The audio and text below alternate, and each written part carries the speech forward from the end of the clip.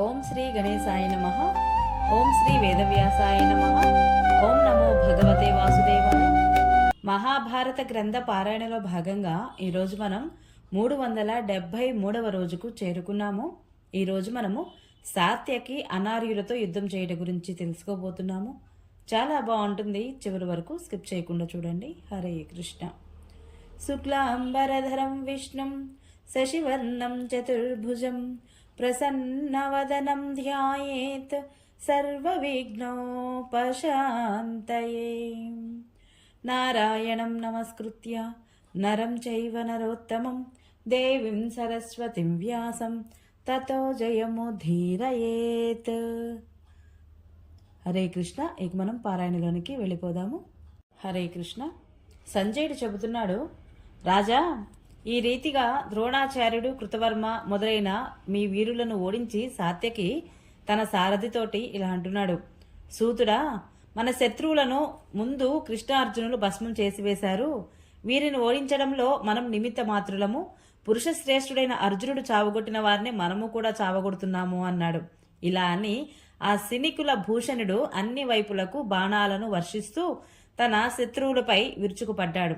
అతడు ముందుకు సాగడం చూసి సుదర్శనుడు అనే రాజకుమారుడు క్రోధంతో ఎదురువచ్చాడు. బలవంతంగా అతనిని నిలువరించసాగాడు.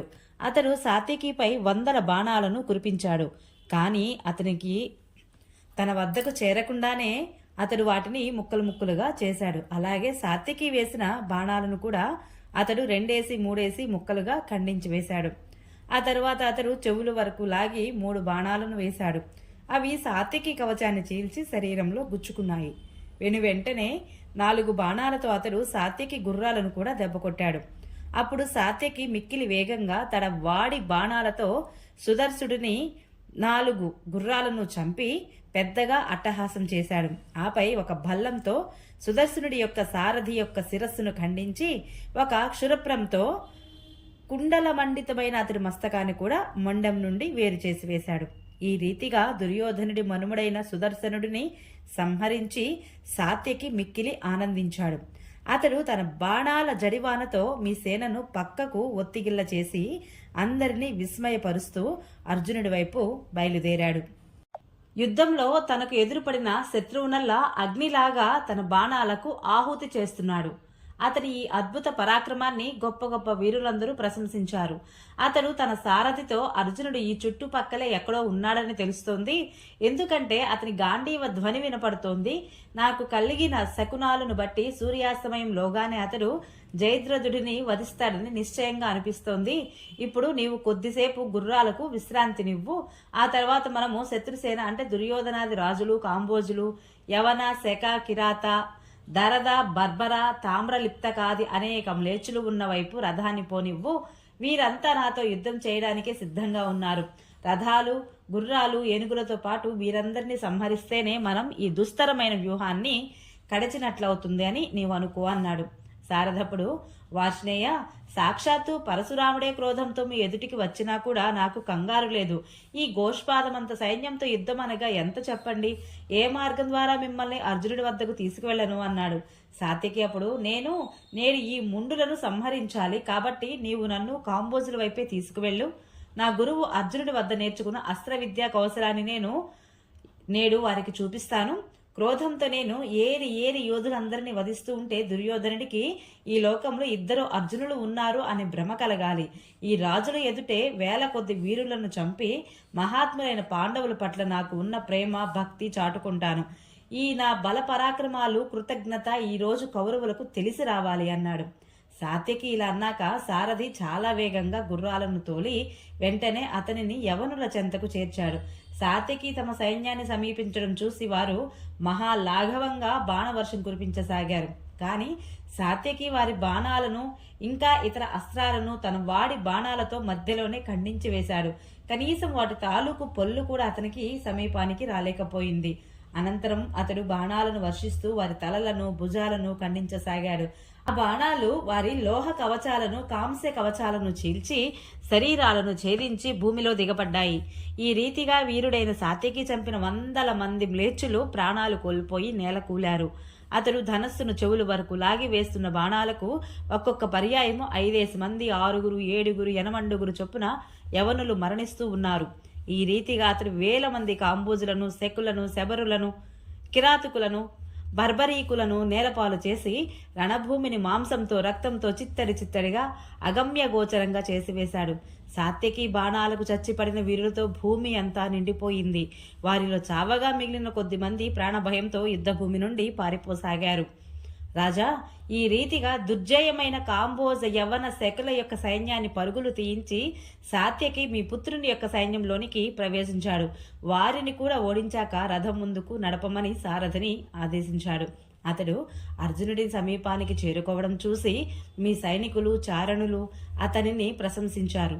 ఇంతలోనే మీ పుత్రుడు దుర్యోధనులు, చిత్రసేనులు, దుశ్శాసనులు, వివిసంతి, శకుని, దుస్సుహుడు, దుర్మర్శనుడు, క్రతుడు వెనుక నుండి వెళ్లి అతనిని చుట్టుముట్టారు.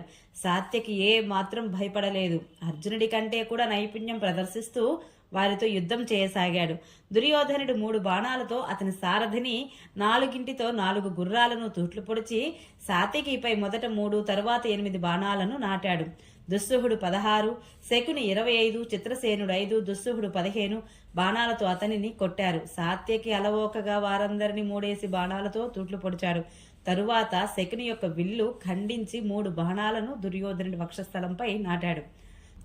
చిత్రసేనుడిని 100, దుస్సుహుడిని 10, దుశ్శాసనుడిని 20 బాణాలతో గాయపరిచాడు. ఆపై అతడు ప్రతి ఒక్క వీరుని మరొక 5 బాణాలతో కొట్టాడు. ఒక భల్లంతో దుర్యోధనుడిని, సారథిని చావదెబ్బ కొట్టాడు. అతడు ప్రాణహీనుడై నేల మీద కూలాడు. సారథి మరణంతో గుర్రాలు ఊరికే పరుగులు తీస్తూ రథాన్ని రణభూమి నుండి బయటకు లాక్కుపోయాయి. ఇది చూసి మీ ఇతర పుత్రులు, సైనికులు కూడా రణరంగం విడిచి పారిపోయారు. ఇలా మీ సైన్యాన్ని అంతటినీ చిందరవందర చేసి అతడు తిరిగి అర్జునుడి వైపు బయలుదేరాడు.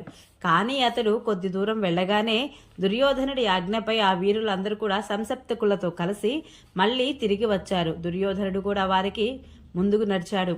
వారితో 3000 అశ్విక సైన్యముంది. మహావేశంతో చేతులతో రాళ్లు పట్టుకొని శక, కాంబోజ, బాహ్లిక, యవన, కుళింద, తంగడ, అంబష్ట, పైశాచ, బర్బర, పార్వతీయ యోధులు సాత్యకి వైపు పరుగులు తీశారు. దుశ్శాసనుడు వాడిని చంపండి అంటూ వారిని ఉత్సాహపరిచారు. సాత్యకిని వారు నలువైపులా ముట్టడించారు. అప్పుడు సాత్యకి యొక్క అద్భుత పరాక్రమం చూచాను. అతడు ఒంటరిగా నిర్భయుడై వారందరితో కూడా యుద్ధం చేశాడు.